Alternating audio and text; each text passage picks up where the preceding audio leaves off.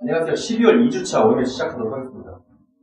지난주 보시면 외국인의 매도는 강하게 일어나고 있는데 최근 지금에 있는 기관의 매수세가 이 외국인의 매도세를 따라가지 못하고 지수가 하락을 했죠. 대외 변수는 다시 설명을 드리겠지만 지수가 1907선까지 내려앉는 모습입니다. 제가 계속 말씀드리고 있는 12월에 있는 이슈 윈도우 드레싱이라든지 지금에 있는 외국인의 매도에 관련된 것들이 이거는 10년짜리에 있는 이슈라고 해서 이쪽이 계속 강화가 될 거다. 왜? 금리를 올리는 거는 94년, 99년, 2004년 기준으로 10년이 넘는 이슈이기 때문에 이 기관의 윈도우 드레싱 이슈가 이쪽을 이기지 못할 거다. 배당까지 올라간다고 하더라도 쉽지 않을 거다 말씀드렸는데 지금에 있는 외국인의 매도가 계속 강화되고 있어요. 해외 증시를 간단히 살펴보면 유럽이 경기 부양에 대한 실망감으로 하락이 나타났다고 해서 좀 하락을 했고요.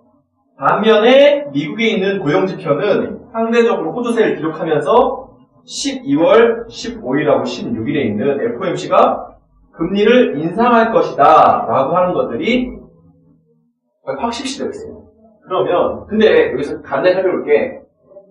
경기 부양책에 대한 실망감이라고 말씀을 드리는데 이것이 과연 실망할 만큼의 이슈인가 라고 하는 걸 살펴봐야 될 거고요.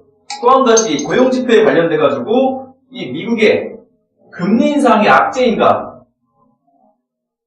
이 부분도 한번 제대로 파악을 해볼 필요가 있습니다. 금리 인상 같은 경우에는 기본적으로 올해 1년을 이끌어온 이슈이기 때문에 이날 확인하고 넘어가면 되는 겁니다.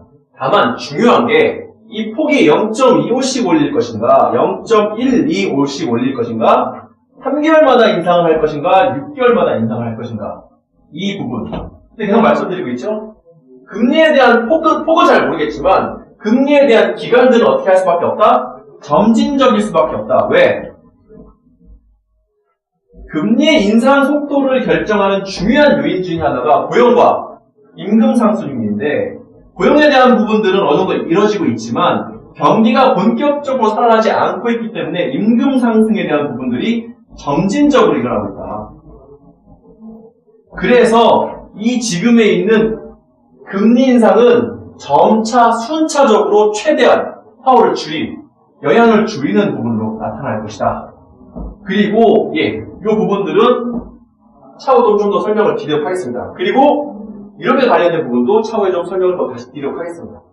이번 주 같은 경우에는 12월 10일 만기일이 나와 있습니다. 이게 만기일이 3, 6, 9, 12를 기준으로 선물과 옵션이 동시 만기되는 사실상 선물장이 올해 폐장되는 겁니다. 물론 왜 1월물이 12월 10일부터 11일부터 거래가 되기 때문에 이제부터는 2016 장세로 넘어간다 보시면 됩니다.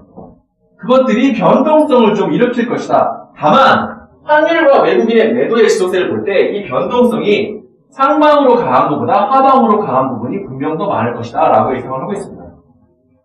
11월 같은 경우에는 우리가 추천드렸던 부분이 레버카운트 같은 경우에는 수익이 5.5% 정도 나왔습니다. 포지션을 많이 잡았죠. 3번, 4번 정도 잡았다고 볼 수가 있는데요.